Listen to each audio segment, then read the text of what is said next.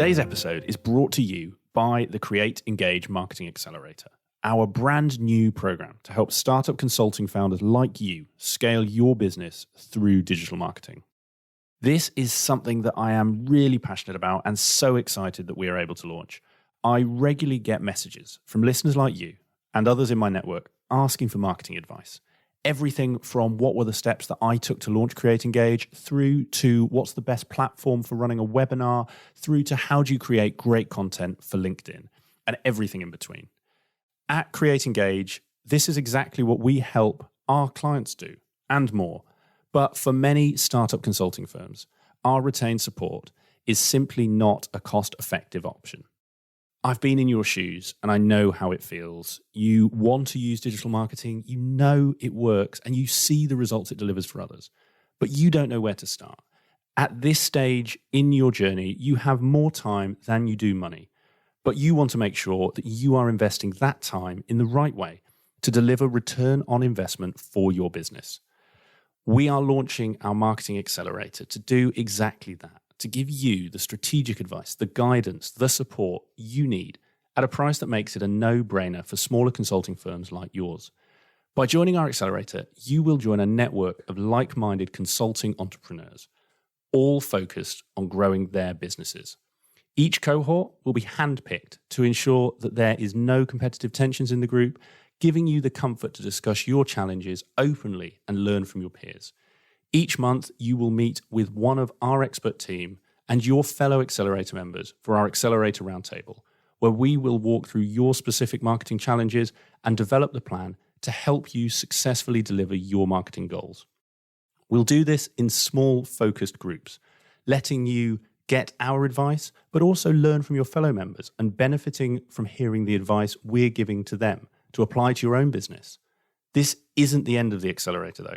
Each month, we'll hold a private webinar just for Accelerator members, where we will walk you through everything you need to know and through your top questions, the things that you have asked us to show you. This could be from how to run a great webinar through to how to launch your own industry-leading podcast. We'll also give you our tried and tested systems and templates, everything you need to make your marketing successful. There's a lot in there, but if that wasn't enough, we'll also be bringing every member together into our private LinkedIn community, giving you a place to share your ideas, ask for advice, and learn from each other to help make your marketing better. As this is the first accelerator program we're running, we're launching January 2021, we are offering all of this for just £750 per month, plus VAT, with an initial commitment of 6 months. Less than £5,000 to give you everything you need to set your consulting firm up for success. Just imagine if that helps you secure one project, think about the return on investment and what that could mean for your business. Places are limited, and we have already seen a ton of early interest in this first accelerator cohort. So if you want to find out more and apply to be part of our Create Engage Marketing Accelerator, then visit createengage.co.uk/grow to read everything you need to know about the accelerator, fill out the application, and we look forward to welcoming you to our first cohort to help you accelerate your business through digital marketing. Hi, and welcome to Climbing Consulting. After our short summer break, I am pleased to say that the podcast is back, and what a guest we have to kick us off for the autumn. Today's guest is James Callander, Managing Director of Freshminds, the leading resourcing and research firm for the consulting industry. As you'll hear in today's interview, Freshminds has a long history in our industry, and they were actually one of the very first search firms that I signed up for when I was looking to make the move into consulting almost a decade ago. I still remember scouring their weekly newsletter for potential roles, and it was great to get the chance to catch up with one of the people behind it all and find out about James's story with Freshminds over his almost 18-year career at the firm. Now, unlike many of my guests, James's career actually started while he was still at school, running various business ventures from the school printing press through to leading sales for the school magazine. Deciding he wanted to move to London following university, James began his formal career with 2 extended internships, firstly at the strategy consultancy Roland Berger, then followed by another at the then leading public relations firm Bell Pottinger. It was these early experiences that led James to take the bold step and become a freelance researcher for the, at the time, small startup research consultancy Freshminds. The rest, as we say, is history. And over the last almost 18 years, James' career has grown alongside the business, which he now runs as managing director. Given James's wealth of experience, there was so much for us to cover, and we discussed some really interesting topics in today's conversation, including James's entrepreneurial start, how his teenage business ventures shaped his career, and how those skills that he learnt from that early period have helped him get to where he is today. His almost 18-year career at Freshminds, how he was able to climb from a freelance researcher to managing director of the firm, and his advice for anyone looking to emulate his success, and his career advice for those of you looking to take the next step in your career, be that moving to another consulting firm or jumping out and becoming an independent contractor. I really enjoyed this conversation with James, and as his story shows, you don't have to follow the structured consulting career path to reach the top in our industry, and that with hard work and dedication, anything's possible. Whether you are just starting out and you're looking to break into consulting, or you're an experienced consultant and you're looking at what the best next step is for you, I know you're going to get so much from what James has to say. So, with the intro done and dusted, sit back, relax, and enjoy my interview with James Callander. James, welcome to the show. Well, thank you very much indeed for inviting me onto my first podcast. Well, I'm honoured that this is your first, and for me, this is probably a consulting milestone because your business, and we'll go on to everything that you do and who you are, is you're one of the first consulting career, newsletters. I'd say I first looked at when I was moving into the industry, way back when I was sort of 22, not sure how to get into the industry. Freshminds is one of the go-to places. So it's very nice to have you on the show all these years later, and really looking forward to this. Derry Hughes, who introduced us from Honeycomb PS, spoke very highly of you. Obviously, you've done some great things with Freshminds, and really keen to dig into all of that throughout this conversation. Starting off though, appreciate that maybe not everyone will be familiar with Freshminds, most will be, but for those who maybe are less familiar with yourself, it'd be great to get an overview of really your background and how you got to where you are today. Gosh, so my background is fairly brief. I mean, I at university did a lot of sort of internships at various banks. On leaving university, I interned at Roland Berger, the strategy firm, and then Bell Pottinger, the now defunct public affairs business. And after that was just sort of freelancing as a researcher for this new exciting startup called Freshminds. I was essentially a mind for them, an analyst researching a couple of different markets for them. But I kind of liked the people that I was working with on a remote basis, was invited in for a chat. And really in the back of that, I was invited in to join their sort of business development team. And really from there, and that is now sort of 18 years ago nearly. Since then, I've just had a wide range of jobs across the business and started teams, managed teams, been running the business now for about 11 years and continue to find challenges, be they global financial crisis or global pandemics, and a bit of sort of work in between. Yeah, you've your tenure has coincided with some dramatic global events, and we'll come on to what the future holds post-COVID, because as you were saying just before we dialed on for this, it really has changed how people perceive work, and I'm sure will continue to. But before we go on to that, I think something you didn't mention, but I know we've spoken about before, and I guess really interested to dig into actually, is going all the way back to your childhood, because right now entrepreneurship it's the golden age of entrepreneurship. It's cool, Instagram is full of entrepreneurs driving Ferraris, doing cool things, but it's not always been that way. And actually, if I go all the way back to sort of you as a child, I remember you said you were heavily involved in sort of enterprises when you were at school. I think you said you ran the printing press. I seem to have found in my research you applied for a job at Lego when you were 7. Now I've got to ask about that. You might shoot me down and say that's completely wrong, but I'm going to start there and then we can go on to your sort of teenage years. Yeah, I've always had a slightly rather tragic interest in the world of work, and yes, I suppose I was quite keen early on to gain some employment. So applied and was then rejected by Lego for a job age about 7. And my dad actually framed the letter. I was upset about that, but he thought it was very amusing. They did say go to school, go to university, and then reapply, but I haven't yet done that. But yeah, I suppose I've always had a bit of an interest in sort of sales and trading and ideas. And was, in my fairly early childhood was I was used to pick up and clean golf balls and then sell them on to sort of friends of my parents, and really wherever I could make it. I mean, it wasn't very large amounts of money, but wherever I could buy something and sell it for a bit more, I was always quite interested in that. And very much so grew up through my teen years wanting to be an entrepreneur. That was kind of the thing I wanted to do. But as you say, it wasn't really the decade of the entrepreneur at that point. But I certainly learned a huge amount of different skills. And when I was in my sort of teenage years and at university, I was at school. I kind of ran the school printing press, which was kind of a sort of internal business society where you could kind of sell invitations and magazines or printed T-shirts for rugby teams or rowing teams. And I kind of got majorly involved with that, and then really extended that through into university. So I sort of moved into the printing trade at that point. Where did that come from? You mentioned you've always been interested in business. Was it that your parents sort of instilled that in you? Was it, I don't know, a family friend, a mentor, or was it just something that do you remember that time you sort of thought, well, actually, I'm interested in applying for Lego, or I'm going to go and sell golf balls? Where did that drive come from?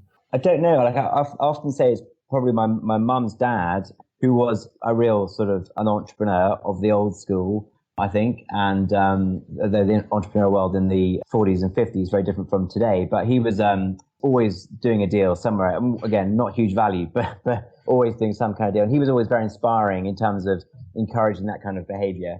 And I used to remember when I was a kid, meeting parents of my friends. And obviously they were kind of teachers and doctors and lawyers. But I was always more drawn to the person that was running the water bottling plant or the carpet installation business. I always found them probably had slightly better stories to tell. How did that play out at school? I mean, so for those who don't know, you went to Eton, and making some huge generalizations to someone who's never been to that school. But what you hear in the press is that it's a breeding ground for leading politicians, business leaders. And like you said, back then, entrepreneurship wasn't the direction. I mean, was this something that was nurtured, or did you find you were fighting against the tide either at the school, but also with your peers? Were they talking about how they were going to go and work for banks, politicians, while you were talking about, to your point, you were going to go and run the water bottling plant? Yes, I mean, you're right. It was. I mean, I think most of the kids there are probably more interested in sport or academia than kind of running businesses per se. So I was probably a bit of an outlier at that point. But I think did it nurture me to do it? No, but it did give me opportunity to kind of get involved in selling. It was one thing. I was the business manager there was a sort of magazine for the school, and the job of being the business manager was to do two things. One was to sell loads of advertising to fill up the magazine with advertising space. And the second was to sell as many subscriptions as you possibly could. And my friend was the kind of editor of the magazine, and I was the business manager. I absolutely loved that. And again, I thought, what an amazing place. Obviously, hugely privileged and lucky to go there. But what an amazing place to kind of, in my spare time, to have the opportunity, age sort of 15, 16, just to go and get local businesses to pay for advertising space and then sell lots of subscriptions. So yes, I think it was a very privileged platform to get some early hustle in. Was there a decision point for you? You mentioned obviously you went off to university, and we'll sort of talk about where that led to shortly. But if you're doing this at 15, I mean, I didn't. I was very much sort of came to running my own business much later in life. But I had friends who were, the kid who, went to the sweet shop, bought them for £1, sold them for £2 in the school. And for some of those people, that university decision is a bit of a decision point, because you're like, well, actually, I'm enjoying this. I'm making money. And at 15, if you're making a few £100, that's a lot of money.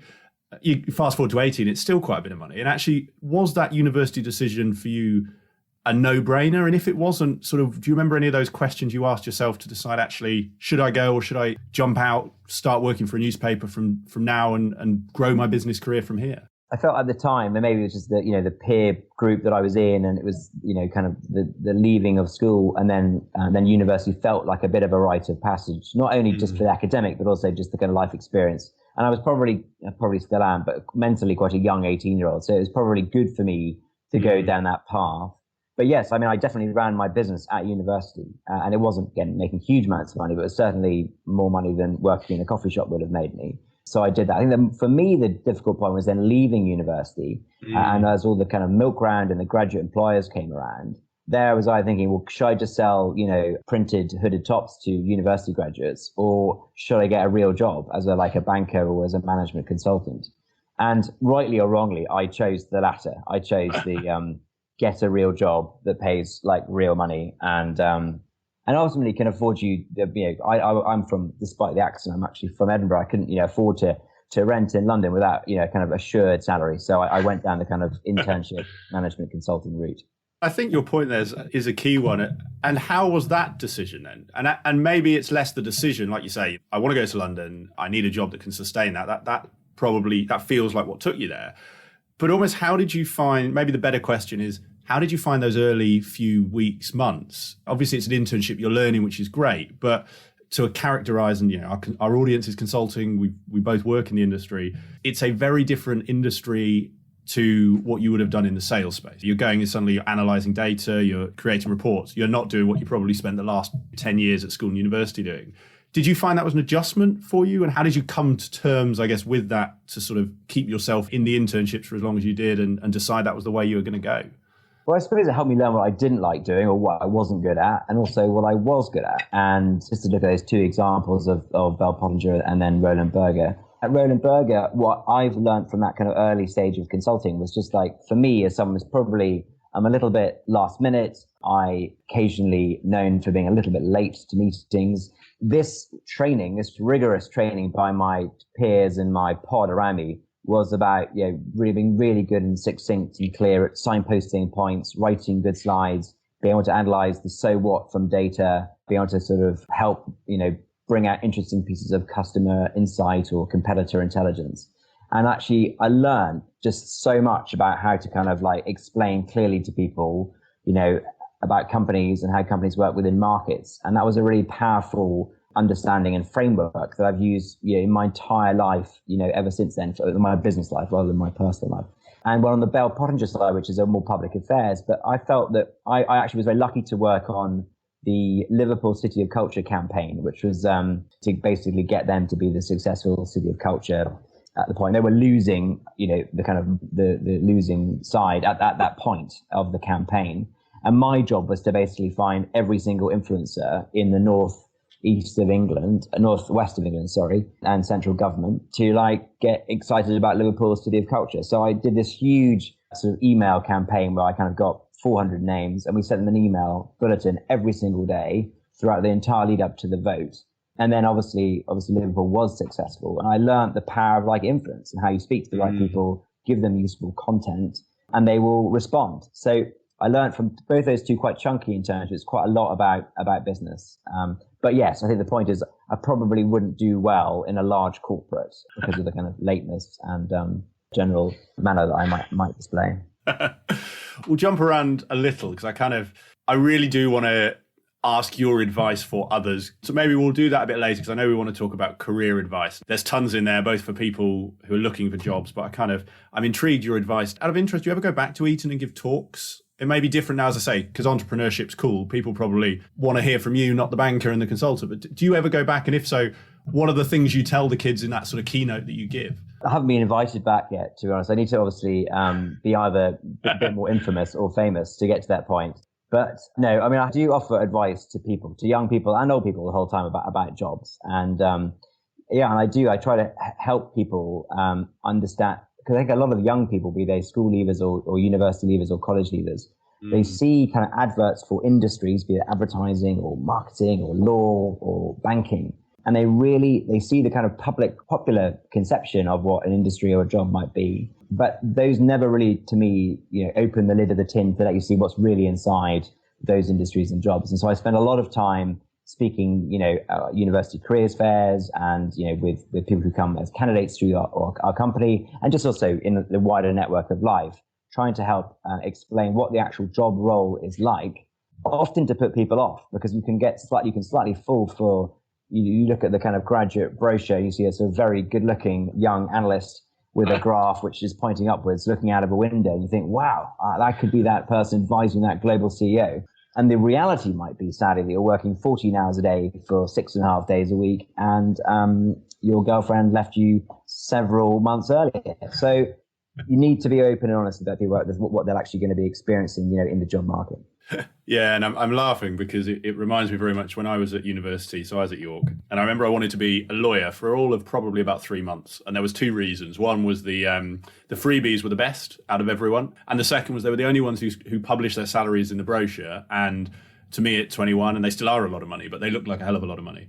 And it was only when I realized, to what you said, actually what law involves, particularly the amount of hours that you were required to sit at your desk for that money, that I decided against it. And let's keep going with this. Where do you sit on, there's a really interesting thing now, and this might be too far, sort of too early in the career path for you, but for people like yourself who have that entrepreneurial streak, back when you went to university, was it £1,000 fees free? Where were you on just to place it for time? Well, actually, I was free until my last year. So the decision, I imagine then, do you want to spend 3 years having fun, drinking, eating pizza and doing a bit of study and sports? Probably quite a compelling proposition. Where do you sit on that now? Now that it's 27,000 or whatever it is, plus all the rest. Are you seeing, particularly, with the firms you recruit for, do you see a shift in that? Actually, are people more willing to accept sort of apprentices, people joining the workforce early in our space? Or actually, is that still very much, it's a closed shop unless you've got a degree from a sort of top 10, top 20 university? Yeah, I think the game's completely changed in the last 19 years from one of, basically slightly rite of passage, yes, expensive, but a kind of an affordable luxury of life, to now being a really big financial decision for families, for young people, or for those that might support them. So it is a huge shift, and it's definitely changed the entire game on sort of the talent, this early entry level talent. What have we seen? I think probably most employers still, on the whole, I think the kind of graduate ticket, it's still important to them. And obviously a lot of our clients are international, are looking for international graduates.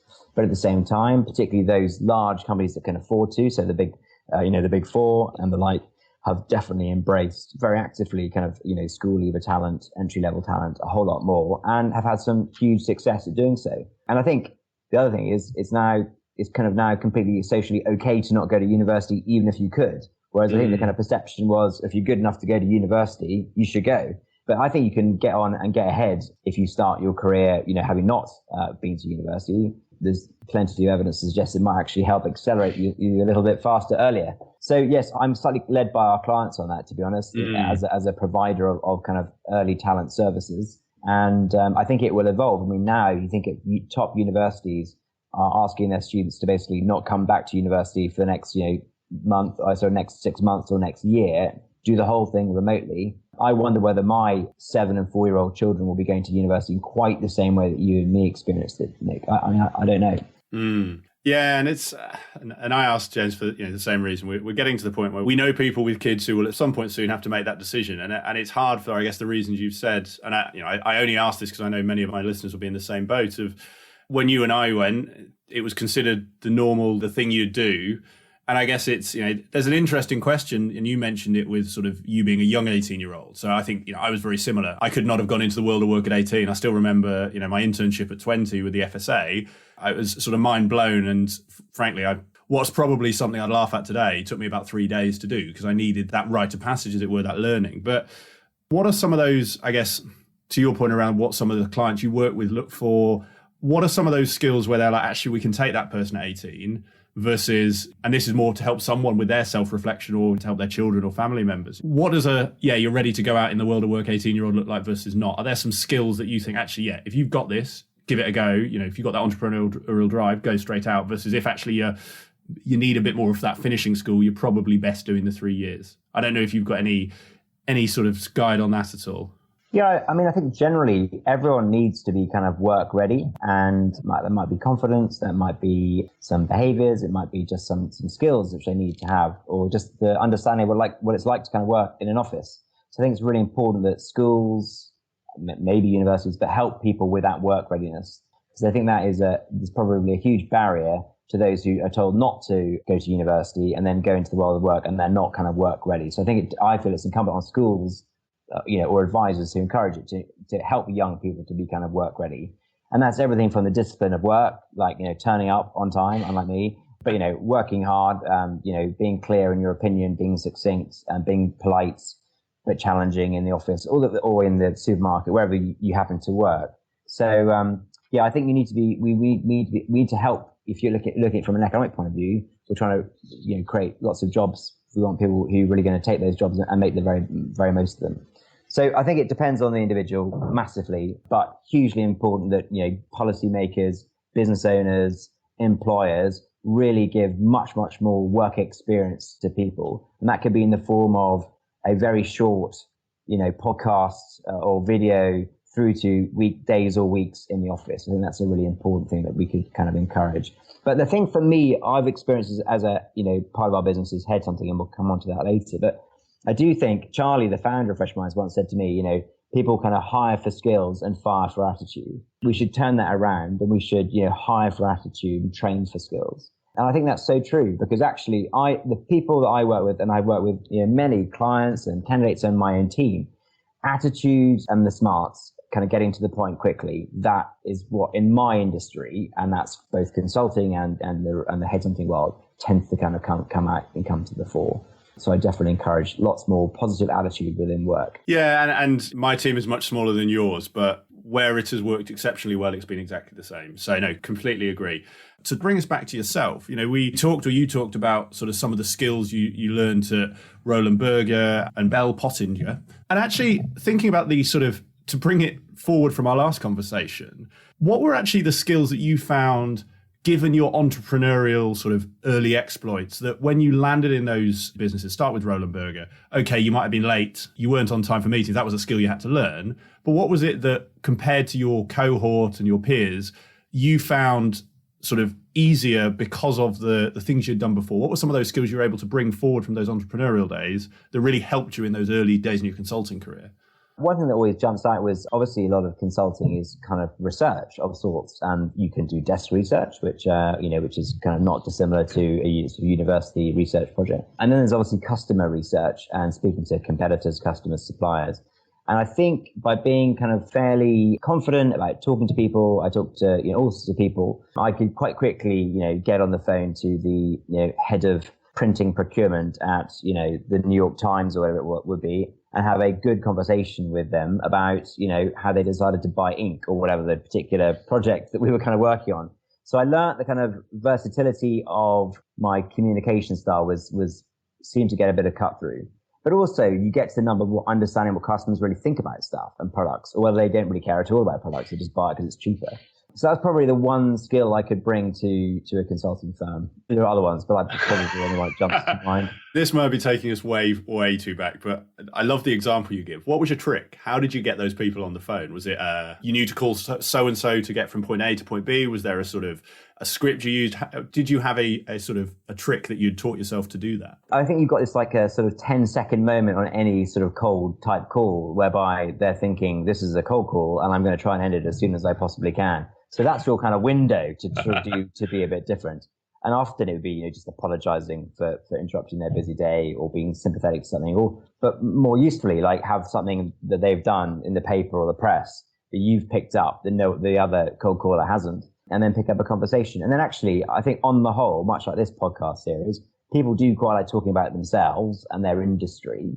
And that's kind of why they do it. So actually speaking to a fairly interested party about what you do and the pressures of the supply chain or the pricing within your market can be interesting. And it is. I mean, the evidence from Freshminds as a firm over the last 20 years is, business leaders do talk to consulting firms and private equity businesses about industries. And there's loads of people who happily chat for hours about it, which is great.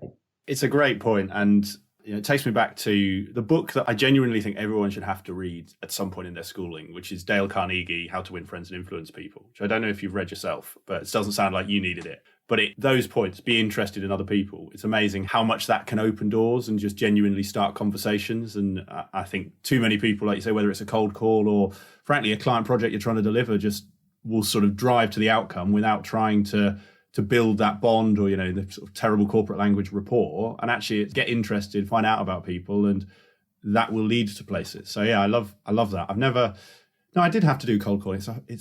It's a tough game. It is a tough game. We've talked a little bit around it, and you obviously, highlighted it in your background, James, but why don't we move on to Freshminds? And actually, it'd be great if you could take our listeners on the journey, because like I said, I know Freshminds as the search side, but as a business, it's much more than that. And also, and I think most interesting for where we're going today, it's been through a whole raft of evolutions and changes, splits, mergers, etc. So could you sort of take our listeners on what has that journey for Freshminds been over the last 18 years as you've climbed the ranks there? Yeah, so I mean, I think Freshminds, it started. I think this podcast is going out in September, which will actually mark the 20th anniversary of our founding. So I'll take you on a kind of quick potted history of where it began. But yes, it was founded by these two great entrepreneurs, Charlie Osmond and Caroline Plum. They kind of turned down jobs at McKinsey and Company to kind of take a year out to launch their own business. And the initial idea was, primarily in the research world, which was, we know a bunch of clever people. If we can get some corporate clients on board who have some issues to be solved or issues to be researched, then we can pair them together and then deliver, and Freshminds would kind of do the quality assurance and the topping and tailing of the research. We could then deliver research at a fraction of the cost of a consultant or a market research house. And then you give, clever PhDs and MBAs cash, and you have happy corporates who understand their business problem a little bit better. And then I joined kind of fairly soon after that. So I joined sort of year 2 as was. And by that point, we were doing quite a lot of research. That was our main business. And we were just starting to do talent, which was like, and that actually came out of the research business. And the client had said to us, well, I love the research, but I'd actually love to hire the analysts who wrote the reports. Would it be possible to kind of get them onto our books as a permanent member of the team? And really from that moment, and that was actually a McKinsey partner former McKinsey partner who kind of helped us design my career for the next 18 years, who came up with the idea. And that was the beginning of our talent business. So we kind of grew them together as one business. So we had a kind of a unified sales team selling both sort of consulting products and also the kind of talent offering. But that by about 100 staff, it was kind of fairly hard to manage. So we actually split the business into two. So we had a research business, then a talent business. And at that point, I think it was about 2007-8, I took over as deputy MD of our talent business, and the research business kind of went its own way. And as things happen, we kind of worked in the same offices, but different P&Ls and different ownership. As life happens, our research business was rebranded and actually sold onto Populous about 18 months ago now. And we'd had a slight handcuff on us for our talent business of not doing consulting research anymore. And because of the sale and the new name, the Freshminds business that I run with Adam today is now allowed to do research again. So we've kind of gone from research, talent, and research to now doing separate to then being together again. So a few kind of jumps on the way, but the kind of central thread remains key, which is at the end of the day, we are a professional service firm. We're not like, sadly not quite as big as the big four, but we're trying to get there. And we deliver our work in a sort of talent-led kind of way through a network that we kind of find, manage, and deploy. So the business today, if you kind of look at it as we kind of sort of come hopefully out of the side of the kind of lockdown and I hope the first and only wave, maybe the first before the second wave, we now operate kind of three major sort of business areas that we focus on. So number one is sort of permanent recruitment. That's finding anything from an analyst up to a kind of partner level person for consulting firms, banks, private equity, corporates on a permanent basis. Our second business is our sort of on-demand workforce. So we can hire an analyst or a consultant or an expert for a day, a week, a month. And that's hugely popular. And actually, we were one of the first companies to ever kind of do that. And I think we've kind of, what was kind of seen as a bit kind of wild and crazy 15, 16 years ago is now very much the norm. And our final business is our sort of more typical consultancy business, which we call managed projects. And that's when, a large American private equity firm says they want to buy a chain of sunglasses companies, and we will help them to conduct, the commercial due diligence to ensure that they get a good understanding of their customer behavior around that particular retailer, in that example. All of those three units are powered by the network, and that remains absolutely key to us as a business. Well, I think there's a lot to pick up on in there, James. And I'm just deciding where to start, but we've got plenty of time. So let's start almost towards that end. It's a much bigger question, but I'm interested, how has that changed over particularly the last few years? Do you see in the industry itself, are more people going to what you said, that on-demand side? Are you seeing more consultants going to become, inverted commas, sort of contractors and go that way as opposed to the perm side? Has it been consistent throughout? Some people say that COVID's going to lead to a spark in sort of people working remotely, flexibly. Has that been coming for a while, or actually has the number of people who want to stay perm been the same for donkey's years? Number of people who want to be sort of independent stayed the same, and actually it's just the press that sort of bigs it up either way? Yeah, I think the project, contractor business has definitely grown in the last 5 years a lot faster than our permanent business. And that's partly because we've invested more in it. But B, I think, as you say, it's kind of the trend. And I think you see the kind of gig economy playing out for the Uber drivers or the Deliveroo sort of business models. And I think you're seeing, if you look at it from a professional services point of view, the law firms, which can now deploy lawyers sort of on demand, and the same with consulting. We've been harking on about it for 20 years. And finally, after a very long campaign, people are also beginning to do that to hire, consultants on demand. And it's great on both sides. I think from the supply side, so from the consultant, they can have a much, freer year where they can control the types of projects they're working on, the types of clients they're engaging with, and also maybe spend more time doing something they enjoy. We've got one great chap called Ben, who's a very keen skier. So he makes sure he does at least 3 to 6 months of skiing a year and about 6 months of consulting. Got another gentleman called Rick, who's a big filmmaker, and he does a lot of making of films, but he also does a lot of consulting for large corporates. So having that kind of flexibility to do both is increasingly popular from the supply side. And yes, on the client side, just because there have been so many management consultants and strategy consultants working in corporates or in private equity, they now know the kind of thinking and brainpower they're looking for on their own projects or their own deals. So they call, a company like us and say, I want Jimmy or Sarah or whomever who's done, 3 years at McKinsey and 2 years at a digital transformation specialist, and I want them to work on this project with me. So it's kind of worked. It has definitely sort of come of age. I think it's got a very long way to go, to be honest. And I think that the big four will, fast forward 20 years, will have much, much, much larger on-demand consulting workforces. I think it's as long as they can assure the kind of quality assurance piece, then it feels like a natural evolution of the market, and hopefully Freshminds can play our own little part in that. So we're going to come back to the contingent, because I've got a question that I just, through friends and people in my network, I think you'll have a really good perspective on, but I can't leave that question alone. And the reason for that is, so one of my previous guests was Harry Gaskell, Chief Innovation Officer at EY. And, one of the big points he made was exactly the same as you, which is contingent's growing. And actually what that is doing is eroding the pyramid model, because people can and want to become independent. So actually you don't have that pyramid. He saw a real shift in our industry. He was like, look, we as EY will not survive in the current form unless we change how we do business. What's your perspective? Is it the partnership model will still exist? It's just instead of 70 or 80% perms, it will be 20? Or do you think there is a more, a wholesale change coming where people like yourselves are going to be taking some of that pie, changing the model, and suddenly you move to a world where the partnership is not the go-to model for consulting firms? That's a big one, but I'm interested if you've got a perspective on it. Yeah, I've had calls through COVID, about that exact ratio. Our current contract workforce is X and our permanent workforce is Y, and this is the way we see the slide rule moving. So it's definitely on the agenda of 2 of the big 4. Have definitely mentioned that to me on one of the several thousand Zoom calls I've enjoyed in the last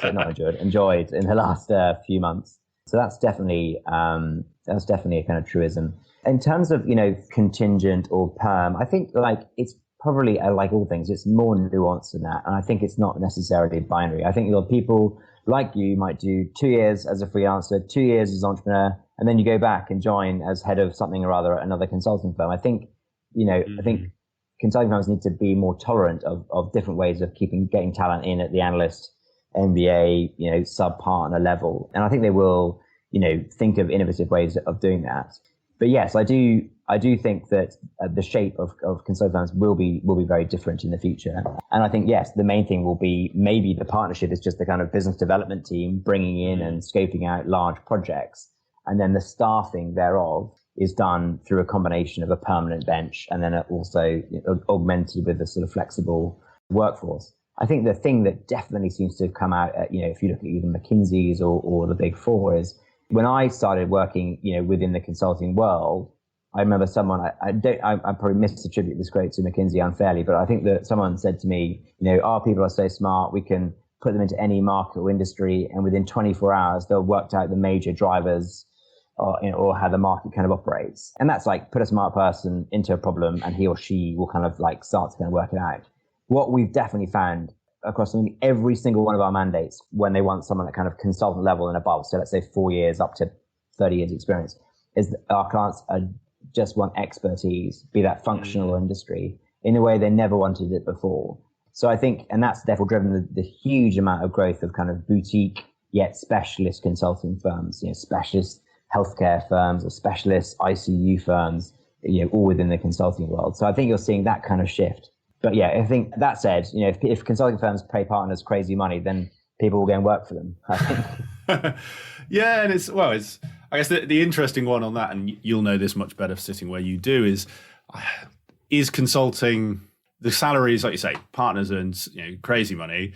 Are the generation tomorrow wooed by that, or does it become the next Mark Zuckerberg, sell your shares in your IPO or your tech firm and actually move out? And I like this because we're going into places I definitely hadn't thought we would. But how have you seen that change? Are you seeing over those 20 years, has there been a noticeable shift in terms of, like, 20 years ago, just to characterize, 20 years ago, consulting was the career everyone wanted to be in, and you had that huge pool of candidates, versus, say, has it shifted? So actually, are you seeing more people say, well, this sounds great, James, but actually I've got this offer from sort of tech firm A, tech firm B. Are you seeing more competition coming? Or again, is that something that the media is hyping up, and actually, look, people still go into consulting, they still want to climb the career ladder, there's still that demand to pursue it as a career?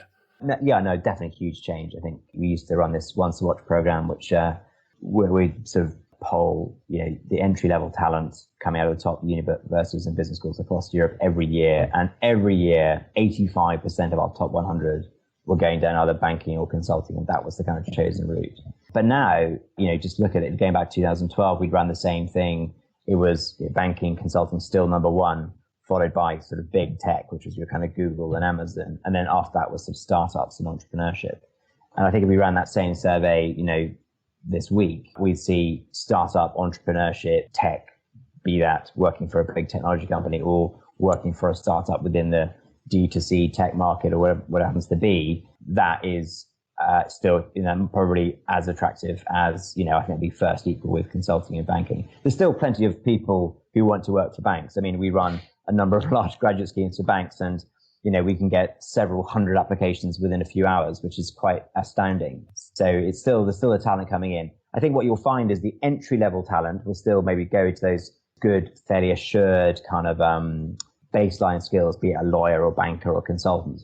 But I think what I know happens is they often leave, be it after 3 years or 10 years, because you get stock options in Tesla or Amazon or whatever else, and it definitely draws the eye.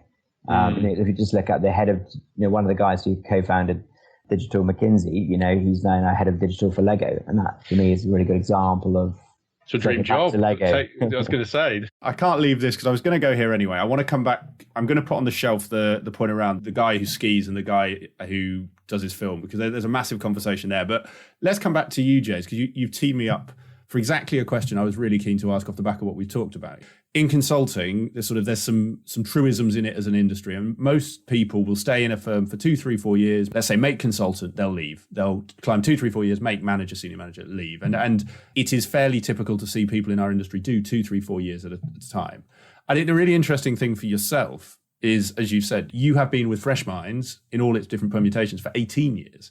And I'd be really interested in, this may sound like a stupid question given you've done it, but I'll let you answer it as you feel, which is, what's kept you there? What made you stay in one place or one company for 18 years? And actually, what have you benefited from that maybe people who are hopping around sort of job to job don't get so much? Gosh, that's a difficult question. And there's probably, there's what I've gained and probably what I've lost, on both sides of that in terms of a career choice. I think, why have I stayed? I often say, like, for me, it's the work. I'm naturally a connector of people, and I'm really interested in business kind of problems. And therefore, whether it's the headhunting or the contract side of things, or indeed the consulting side of kind of like helping companies with business problems, I've always been really fascinated by the work.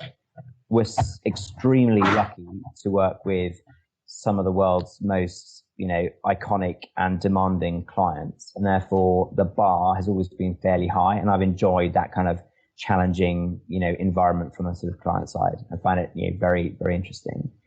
The second thing is I joined a very impressive team, 2 great founders I mentioned earlier, but also a great team around me then.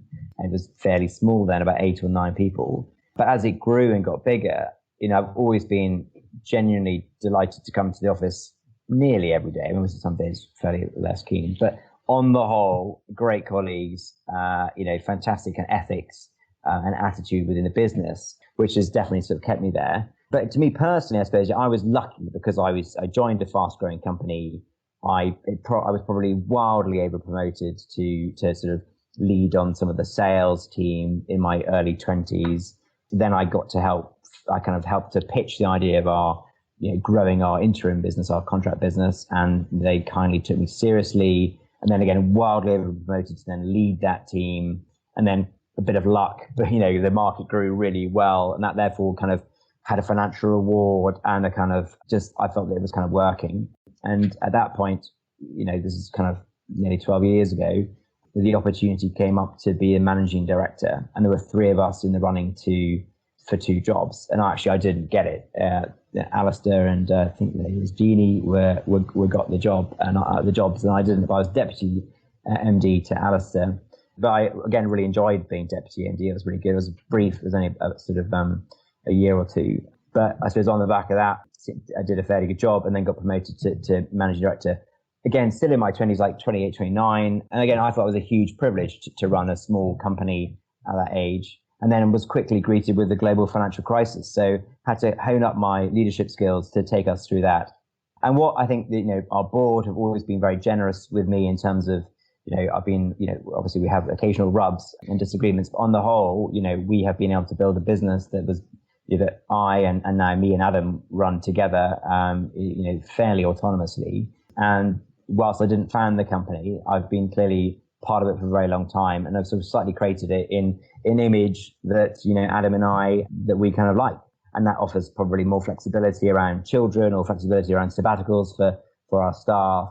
But I think, that is the future of work in our view. And we want to have a sort of inclusive and, a business that kind of encourages that kind of talent. So, yeah, I genuinely have loved it. I won't lie and say there haven't been times where I've, been offered other jobs or thought, why on earth am I doing this? And could I not earn more elsewhere or do something more creative for less elsewhere? But I just been very lucky. You've teed me up, so I'm going to ask it. In those negative times, or those low moments, or when someone's come knocking and said, "Here's an offer for either, like you say, significantly more money or significantly less responsibility for not a lot less money." Do you remember any of those times specifically? Any of the ones that really stuck with you, and what was it that kept you? And I guess I'm less around sort of Freshminds, more for yourself. Do you remember any of the questions you asked yourself or close friends, your partner, sort of? What was it that through those times you evaluated and made you say, actually, you know what? No, this is a great offer, but I see my future at Freshminds? Yeah, every time I have been offered other roles, opportunities, well, obviously taking them very seriously and being, I was very courteous and understanding of things. Yeah, I remember one bank said to me, it was a sort of fairly famous investment bank, or some merchant bank, probably of the old school, but they were like, why on earth would you want to work here? You're already running your own company. That sounds like a really good thing to be doing. And that kind of got me thinking that I probably actually had so much more autonomy and freedom and, client control age 29 than I would have age 50 working for them in their sort of private wealth team. So I think that autonomy has been really key. But I think I've also had to learn like what my weaknesses are and like what I'm not good at, and be really clear on my skill set. And what, I probably have worked out is that if you go back to that, we talk about kind of decade of the entrepreneur. I hate talking about entrepreneur singular. I just think that's just not a fair reflection of reality. I think every business is a team, and whether that's a team of 20 or a team of 200 or a leadership team of 2, I think it's really key to be really clear what you're good at, but also really clear what your deficits are. And actually, Adam, who is now my business partner and great friend, but he joined Freshminds just over 10 years ago, and he was our group COO. So he was running, we had 3 businesses then. He was running the kind of finance operations of the group. And it was Charlie and Caroline sort of recommended that if we were going to split the companies into being completely autonomous and a way that Adam and I might join forces. And I'm sure he'd probably laugh when I say this, but I do think we've got a very complementary skill set together. So I think he definitely covers my deficits, and I think that I'm therefore given more of a platform to do what I'm good at, what I enjoy, and that teamwork, is really good. And I frankly, not that Adam would be interested, but I'd happily launch a t-shirt printing company with him, because I think we have a nice balance of skills that would ensure that to be fairly successful, I hope. I haven't told him that, by the way. I was going to say, I love the idea that, James, off the back of this and COVID, you're going to start a t-shirt printing or maybe mask printing. We recently got our own branded masks, and I think that'll be the business of 2020, 2021. Start printing masks. Maybe that could be a fresh. I mean, it's probably a bit of a tangent, but you've got the corporate buyers who will buy thousands of masks at a time. I think you've got a route to market here. Yeah. No, well, interestingly, as it turns out, sadly, because of the whole COVID, we had to obviously furlough quite a number of our team. But 12 of those furloughed generously joined up with the COVID testing network and actually gave up their furlough time to work, for free, as it were, to help bring on loads and loads of private labs for COVID testing. And, got doing now tens of thousands of tests a month, I understand it.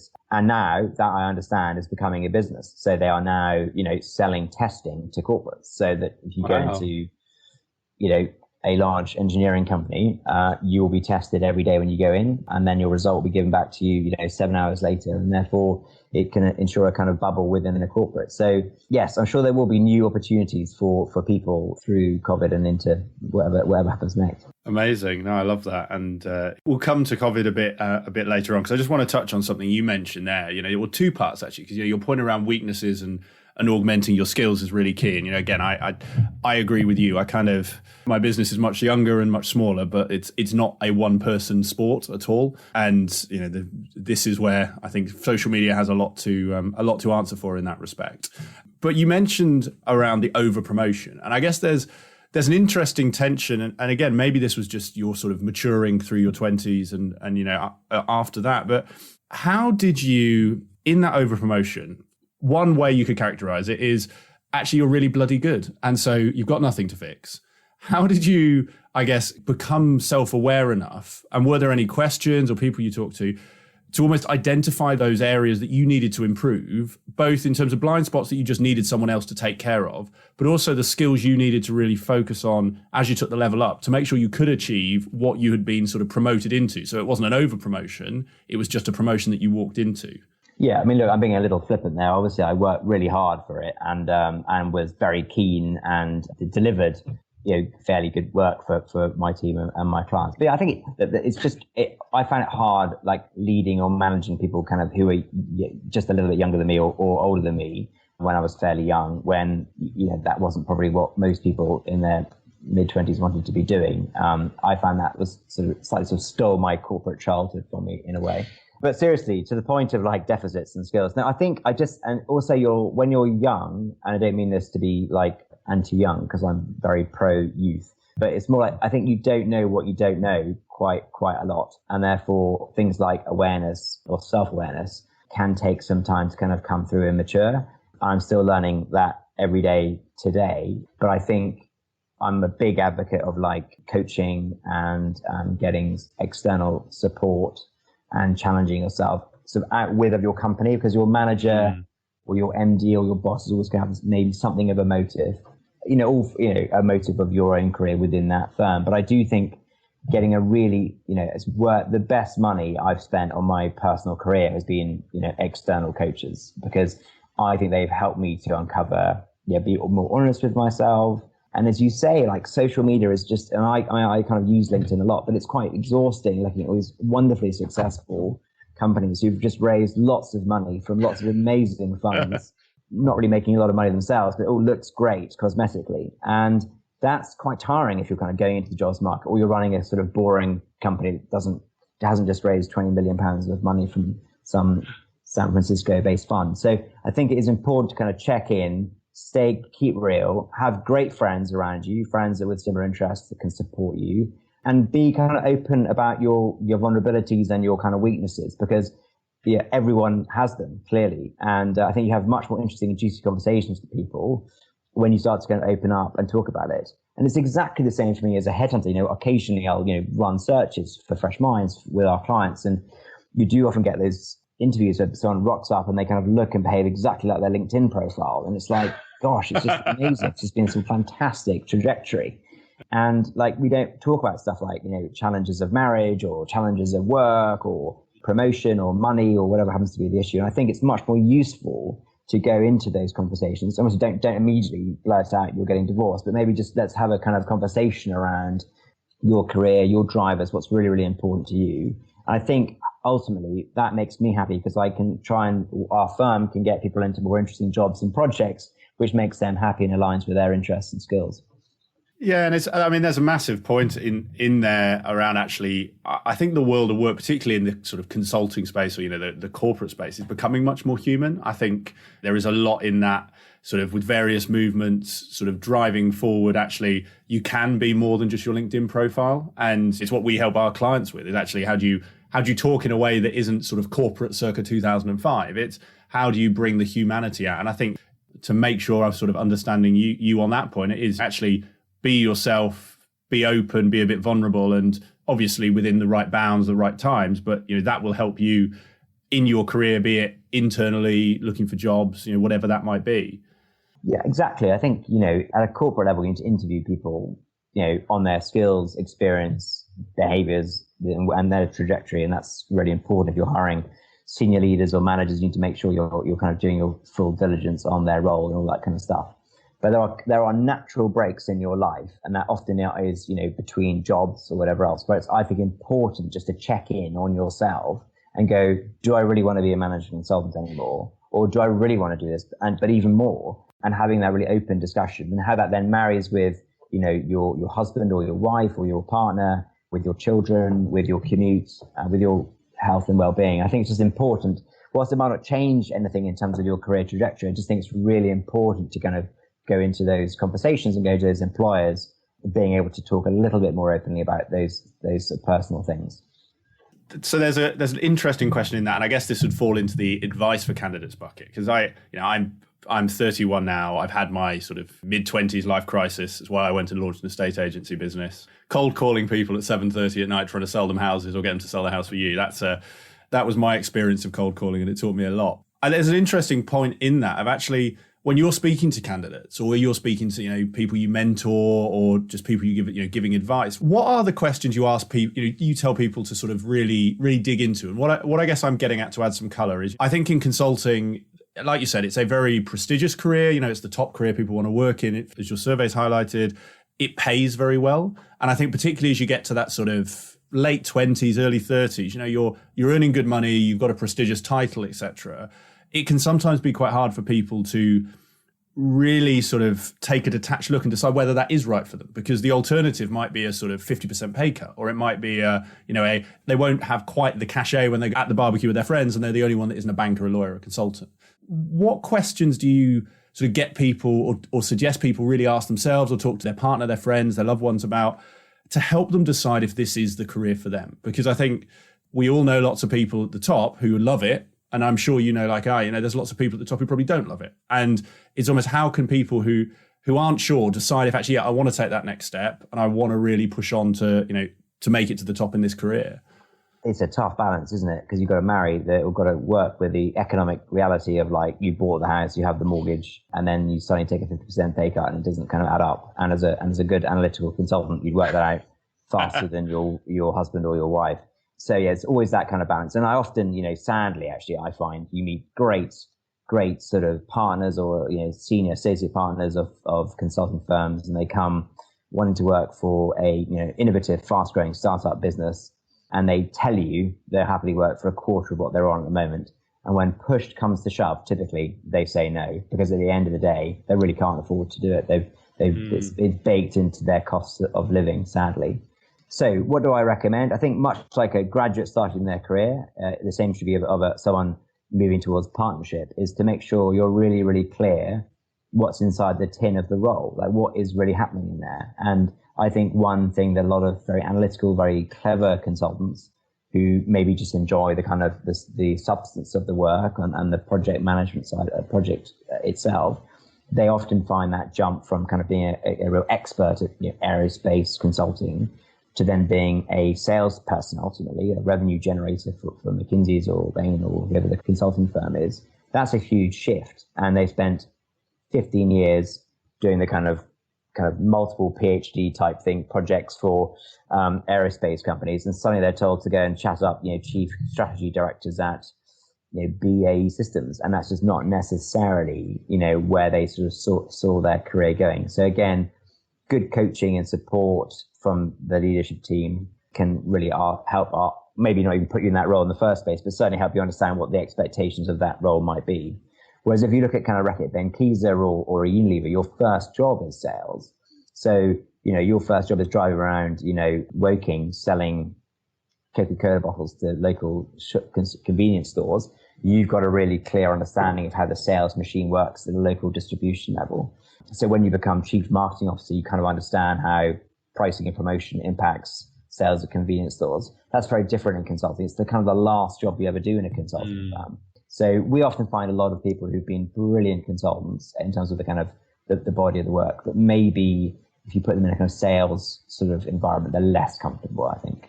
Yeah, and you mentioned it there, and it was something I wanted to touch on from your own experience around that sort of mentorship. You made a key point of actually, obviously you want great mentors in your firm, but actually having an external sounding board is really good. For anyone listening who's sort of like, yeah, I want to do that. I mean, did you, just to infer, because you mentioned you spent money, did you actually go and seek sort of professional coaching and you paid someone who you were like, yeah, you're the best at this, I'll work with you? Was it more of an informal mentorship? Was it a mix? Sort of how did you approach finding that external coach? And for anyone thinking, yeah, I'd like to do that, what would you recommend they do to get the right person for them? So two things. I'd say kind of unpaid and paid. So unpaid, I would highly recommend anyone, who's got this far on the podcast, still tuned in, to seek lots of mentors, through your whole career. And that might be someone you meet once for a coffee or someone you meet, once a month for lunch. I think getting external understanding and awareness and just advice and impartiality or indeed biased opinion is just really good. So seek the advice of many. Obviously, you need to kind of make your own calls and your own decisions. But for me, I've been very lucky with a lot of my clients who've been quite keen to help advise me on my career or Freshminds as a company. And I've always, if everyone's offered me advice, I've always been very keen to hear it. And I always encourage them to do that. And I'm lucky because part of my job is to go meet, 5 or 10 clients a week. But I would, if you don't have that kind of job where you can naturally go and meet clients, I would definitely, spend time investing in one's own network of mentors or support to help you kind of to have a wider perspective. And also it could be future careers, could be future investment opportunities. So there's no harm kind of building an active network, but you need to do it actively. And it's not like an old school network. It's a professional network of those in yours or ancillary industries. And the second thing on paid, the coaching industry is possibly a little bit of a minefield in terms of finding the right fit for you. I've had probably 3 coaches in my career, and 2 of the 3 have been absolutely first class because one of them, he actually specializes in sort of entrepreneurial leadership. So his sort of experience is the kind of typical challenges that I would face in a week or a month or a year. He kind of covers in some depth with a lot of other, successful or indeed unsuccessful entrepreneurial types of people. So he's been very challenging and very, very helpful to me. And yes, typically you pay them, but it's definitely worth getting a good one because I think you could be, I worry a bit about those who are given bad advice from bad coaches. That can be really bad as well. So that I think is why the kind of coaching world is into kind of non-directive coaching, where they kind of help you to answer the difficult questions that you're posing for yourself, but it sets it in a nice environment whereby it's not you or your wife or your girlfriend or boyfriend telling you what they think you should do. You're kind of given a nice safe space, as I think you said to me earlier, to kind of to make some decisions and to kind of correct your trajectory. And I'm only going to ask because I know someone will kick me if I don't. You said that you've had 2 out of the 3 have been good. And when it's unpaid, it's a different type of relationship. When it's paid, you're paying for a service. How have you found a way to decide good from bad? Is it personal fit? Is it a culture? Just do you get on? Is it a track record? You speak to their previous clients? If someone's going to go and spend a lot of money on some coaching, how can they find, like you say, they're more likely to get a good one that fits than a bad one that doesn't? Yeah, I think that I think you do need the accredit. I can't say the word accreditation, but that you need someone who's qualified to do it and has the, it's an ever more mature art and science, and therefore there are more frameworks that are clearly working that aren't. So it's definitely getting someone that's accredited from one of the top sort of coaching sort of schools. I think it's also chemistry though as well. I think it's a lot of listening. It must be very tiring being a coach, listening to these frustrated overachievers sharing all their woes with you.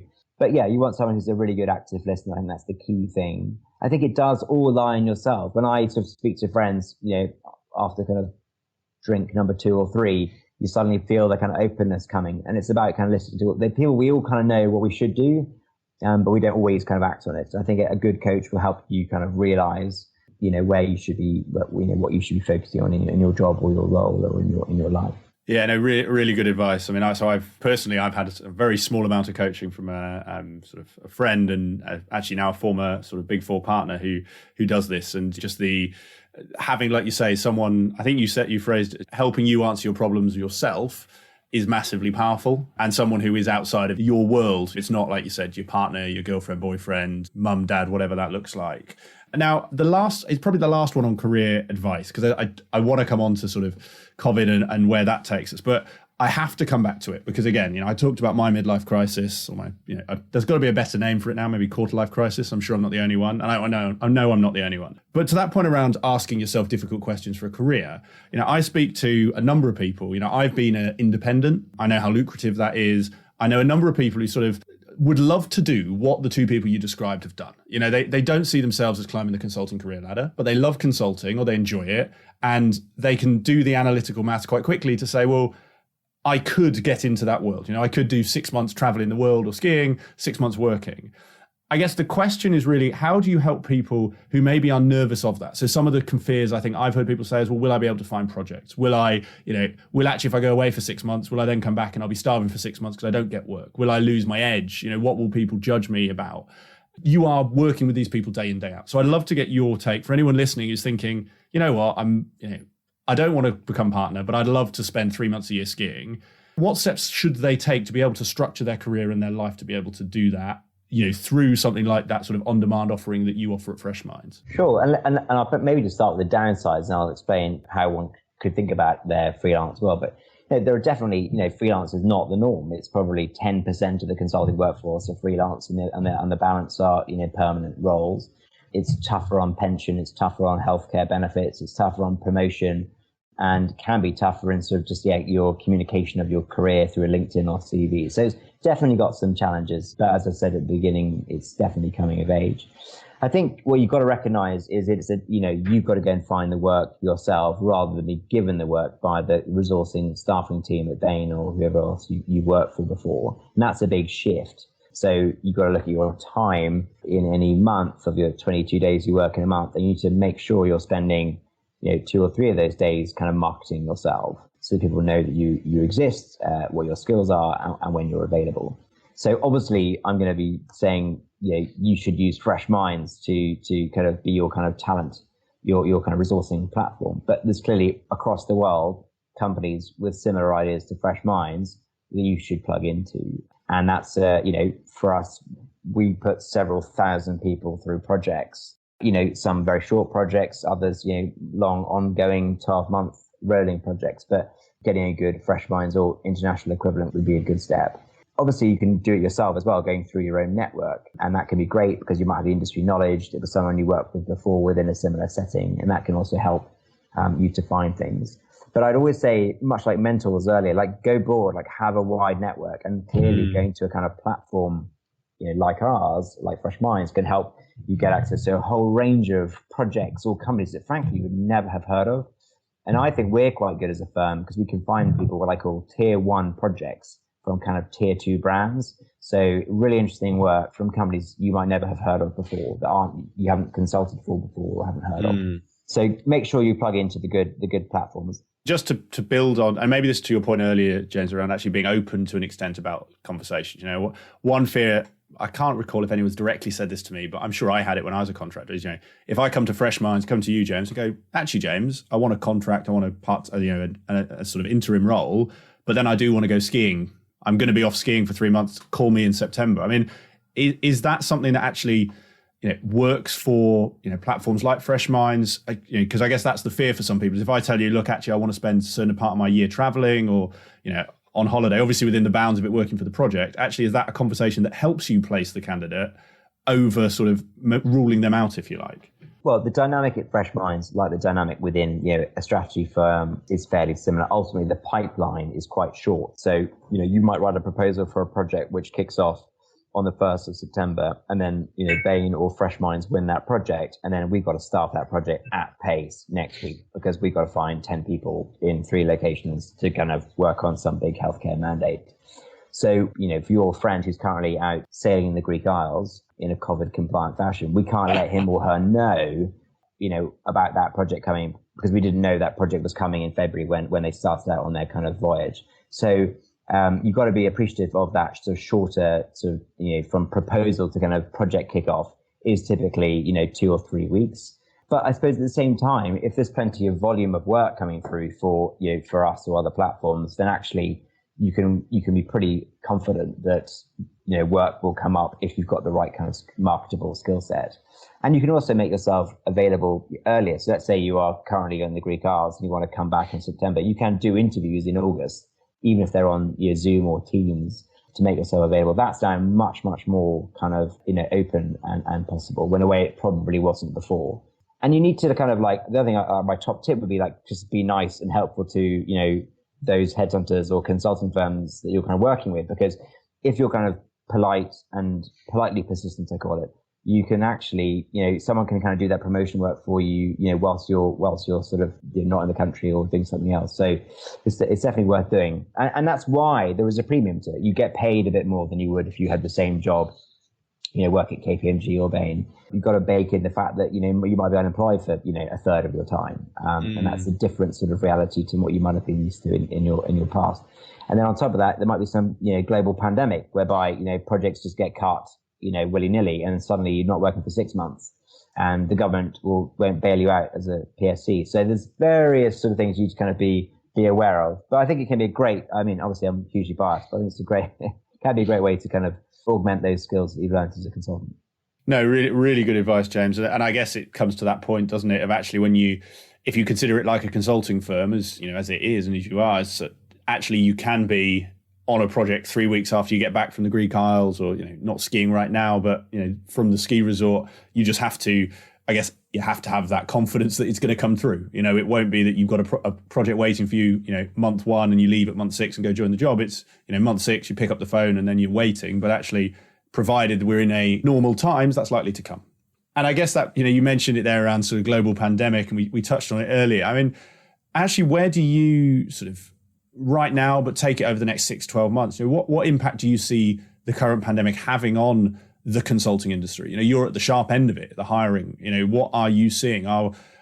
Is the industry, having to change as a result of this? And if so, what do you see as some of those changes coming through, be it resourcing, be it sort of projects, be it client types, be it engagement models? What do you see as the big changes both now and, playing out over those next 6 to 12 months? There's not been one easy question on this podcast yet. There's another one for you. I mean, look, I think at the beginning of the crisis, I think a lot of projects were just continuing as on because no one had kind of thought the cost reduction was necessarily going to have to take place. So a lot of people kind of blindly running across the cliff without a huge amount of notice necessarily being paid. Obviously, the very top tier firms were quickly actually employed by governments and major corporates to do strategy and scenario planning work. So actually, we found our top clients were actually very busy. I mean, clearly there were drops across different industries, but aviation, whatever else. The kind of planning and how one plans through a kind of crisis became, your clients were pretty busy. Interestingly, in the last couple of months, we've seen things kind of unwind a bit. So you've seen large workforce reduction from a number of consulting firms. Some consulting firms, reimagining what their workforce might look like in the future, declaring to me they're going to have a more flexible workforce. Some not going to go back to the office until a semblance of what was pre-COVID an office next year. So I think it will be a huge shift. I think the good thing is I think it's been an accelerant of stuff like flexible working. I think it's been an accelerant of remote working.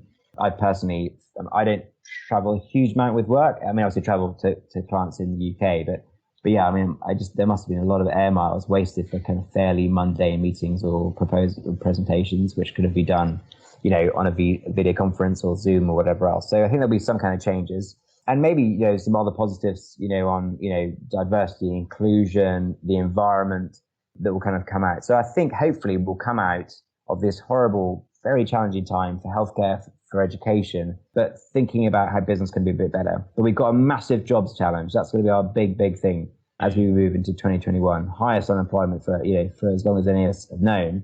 We need to kind of help get the economy kick-started. That's going to be a big push for everyone. No, completely. And we're coming on to easier questions. It's if they weren't hard questions, they wouldn't be fun. I mean, there's an interesting thing in there, actually, and I don't know, I might just be making this up off the back of what you said, but to that point around travel, I mean, for our industry, actually, does this open the door to people who may have left? So, if I take myself, one of the reasons I left sort of being a consultant was travel. I love consulting. All of our clients are consulting firms. I love the industry. I bloody run a podcast on it. You've got to be quite interested in something to do that. But actually, did I want to, my travel was mainly domestic, but would I want to travel, train, fly, etc.? No. But actually, I mean, maybe it's far too early to call, but could that be one of the sort of the small benefits when we do get the economy back, is actually people who weren't into consulting because they had to live out of a suitcase 4 days a week suddenly are saying, well, you know what, if I'm only traveling 1 day a week or 2 days a week, that's quite a nice balance. I get to meet some people, do something different. Could that actually, am I sort of over romanticizing that, or do you think that could be one of the things that comes out of this? Yeah, I think it's very likely. I mean, I remember when we first went into kind of lockdown, the notion of hiring someone entirely remotely, as in a full-time job, was like a complete anathema to me, having done this for a very long time, and most of my clients. And I'm pleased to report we have been trading still over the last 6 months, and people have been hired in full-time jobs without ever having been met before. And all of the projects we've resourced have been, I think all of them, and we've done a number, and they haven't met any of the consultants face to face. So that's definitely a big shift. I mean, I'm personally quite keen to get back to the office, not every day maybe, or as safely as able to, because I think influencing and selling is a bit harder on Zoom than I find in person. I think that what I found is the relationships I had before, so as my existing team or colleagues or my existing client network, those relationships have been kind of enhanced by kind of going through this challenging environment together. But I do find it quite weird to kind of, I don't know, do myself down, but I find it quite weird to sort of randomly arrive in someone's sort of study to sell the Freshminds dream, which is normally a very invigorating experience, but it can be a bit odd in entirely kind of, you're just sort of zoomed into the actual key point of pitch and then you're kind of zoomed out again. It can be a bit tricky. And I think, frankly, it's just a bit of variety is probably going to be good for people as well. Yeah, no, I think you're right. I mean, I'll be honest, I was about 2 months into this. I was a firm, I was an evangelical work from home forever. And then we actually just moved into a new office ourselves. And there is something just, you can't put your finger on it, but just having people around you, being together as a team. I buy what you mean with the sales side. I mean, it's interesting for us. I mean, you obviously attended the webinars we did with Derry, sort of, it's created opportunities. So, the idea you could get 50 people on a Zoom call for free to listen to your thing, was just not possible before. But I agree with you. I think we weren't born to live in our study and spend 8 hours doing Zoom calls a day. So hopefully we will soon get back to normal. My personal, I'm hoping the schools go back and everyone just gets back to normal. I know that won't happen. I know there's a lot more at stake, but I feel like the school's going back to a bit of a watershed. So we'll wait and see, I guess. Yes. So, James, really enjoyed this chat, and I'm conscious it's late. I'm conscious you've given up your evening for this, so thank you very much. We've got 2 last questions. I'm hoping these will be on the easy side, so forgive me if they're not. But these are some wrap-up questions, and these are ones that I ask every one of my guests. And I love the similarities, the differences, and take these as you want. So they're starters for 10, and I'll let you take them in the direction you want. So the first one is about books. So we've talked about mentorship, guidance, things that have helped you. One of the things that helped me and has helped me throughout my career is books. And I'd be interested if that is the case for you. I've had a number of guests who don't read books. They get their sort of input, motivation, knowledge from other sources, be it video, podcast, magazines, whatever. But are there any books, or as I say, other resources that you find yourself either giving or recommending to others often, and if so, why is that? Yeah, I mean, I'm probably not a huge book reader. I'd love to, but I just find the balance of, running a small business, having small children, and being exhausted at the end of the day means I don't read, sadly, as much as I would like to. And my wife always teases me for reading kind of only business books, which is really fairly tragic. But I do read voraciously about business. I mean, I make sure I cover all of the business press, from the highbrow to the gossip. I'm very interested in business. My big passion in life is politics, UK and US politics, I find very, very fascinating. In terms of books that I kind of, have read that I've found, interesting of late, the Sorkin book, Too Big to Fail, which was about the 2008 crisis. I did find that really interesting for me, because it was the first time I'd really ever seen the kind of interplay between kind of politics, economics, and sort of policy making kind of on the fly.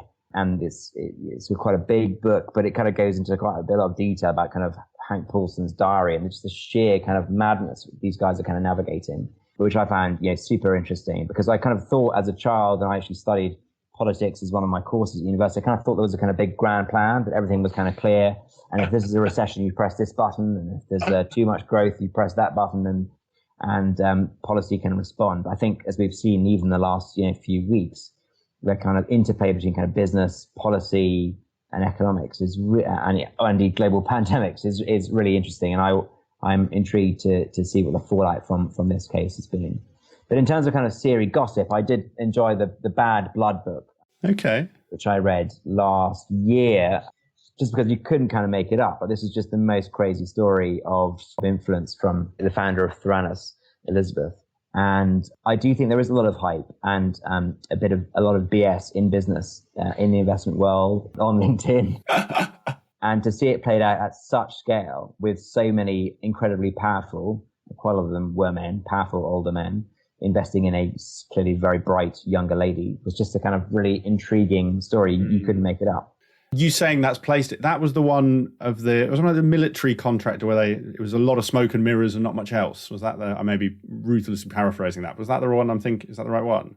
Yes. Yeah. So it's it was the blood testing business where they could do a diagnostic test from a thumbprint of a prick of blood. So the science was a kind of fairly wonky at best, but it was more they managed to convince exactly I think, who was it? Mad Dog, the General Mad Dog, what's his face, was the Mateless, was the general who was convinced that it was good, and it was sort of put through into the US Army, even though it wasn't actually effective. So it's just, for me, a very interesting read on that. And I must say, I've witnessed a lot of amazingly successful companies, as a provider of services to clients over the years.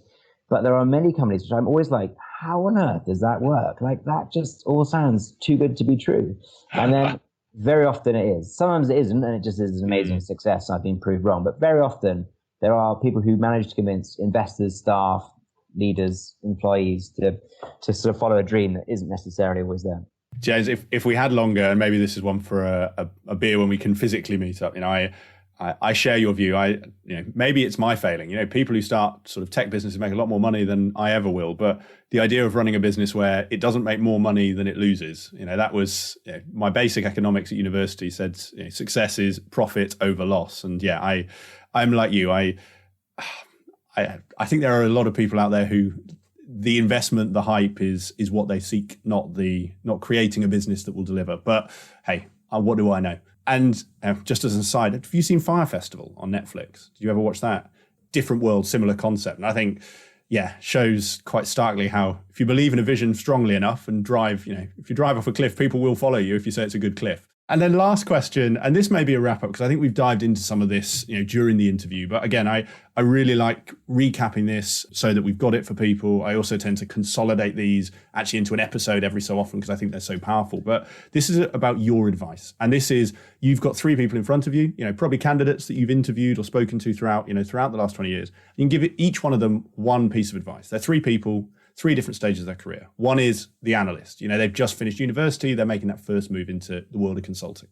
The second is, call it manager grade. They've been in long enough to have choices, but they're still far enough away from partner to not see that as the obvious route. And then the third person is actually that person approaching partner. They are that director who is looking at partnership and deciding, is this for me? And as I say, the one question is, what one piece of advice would you give to each of those?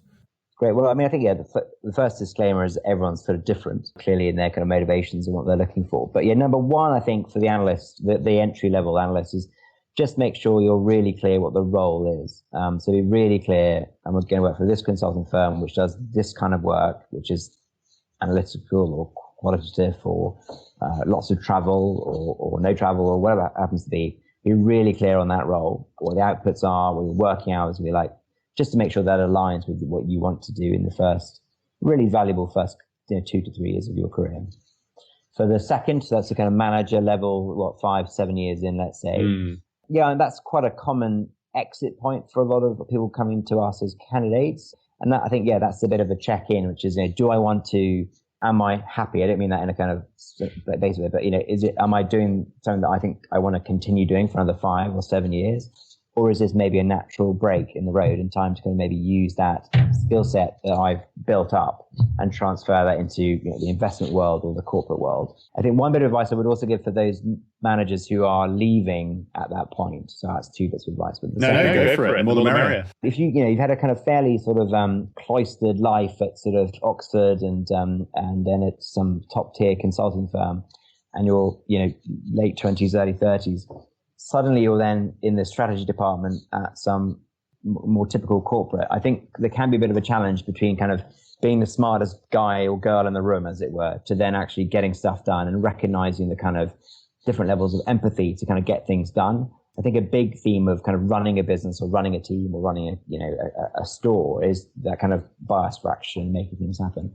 And I think when you're at a consulting firm, just having the smarts is enough to kind of get you around. I think that in business, or if you're kind of talking to 40 store managers at Tesco's, you need to kind of have more than just a spreadsheet to prove you're right. You need to kind of be able to kind of carry people with you. I think a lot of our candidates have found that a huge shift. So just making, but it's a shift that many make very successfully, but just be really aware of the difference of move from kind of academic confines of a consulting firm to that of the kind of real world of business, of the trading reality of business. And for that partner or the sort of associate partner, so director level person that might be going on for partnership, I think it's really that sales point. I think most consulting firms, from what I know, expect their partners to bill significant amounts of money every year. That requires a commercial grit, which is very different from just being really good at advising on aircraft braking system strategy or sales strategy. It's just meeting people, going to events, networking, hosting Zoom calls, sharing podcasts, and writing proposals to close fees. So that's a different kind of job from maybe what you had before. I think it's just really important for you and your employer to just kind of have that conversation, see if you're comfortable with that next chapter. But if it's not right for you, you still have got an amazing, like the best business training or strategy training money can buy, and you can then transfer that skill into the corporate world or your own consulting firm or do something else. But again, it's really worth having that conversation. So I think whenever you're shifting jobs, be it every couple of years or every 5 years, definitely worth checking in as to whether it's lying with your longer term ambitions. Because we all change as we get older. What you thought was really exciting when you first left York in terms of your city or where you wanted to work or who you wanted to work for, that changes as life changes. And just being really aware of that context is super important to make sure you have a kind of happy, fulfilling and engaging working life. James, I think that's a brilliant point to finish on. And that's one of those points that actually is so obvious, but actually we all forget is you're not, it's the reason I don't have a tattoo, interestingly enough, is I can't remember if it was something I read, something I saw on the news or something my parents said, is think about you 10 years ago and think about what you think about that now. And actually, is there much from that life you'd still want? And, that's not to say you won't, but actually to what you've said, have a think about that. And actually is why you went into this, the motivations, the drivers, the same. And I think that's a massively powerful point to finish on. So thank you very much for this. I've really enjoyed it. Been great to talk to you, as I say, been great to meet the man behind the newsletter that got me into consulting all those years ago. And our industry is small and it's great to meet someone who's been in it as long as you have. So thank you for today. I think the last question, James, is just if anyone, having listened to this, wants to find out more about yourself, they want to find out more about Freshminds and how you can help them either as a client or as a candidate, where would you point them to? Where can they get in touch? So feel free to sort of get in touch with me on LinkedIn and drop me a note, maybe reference the podcast so I know the connection. That's always helpful.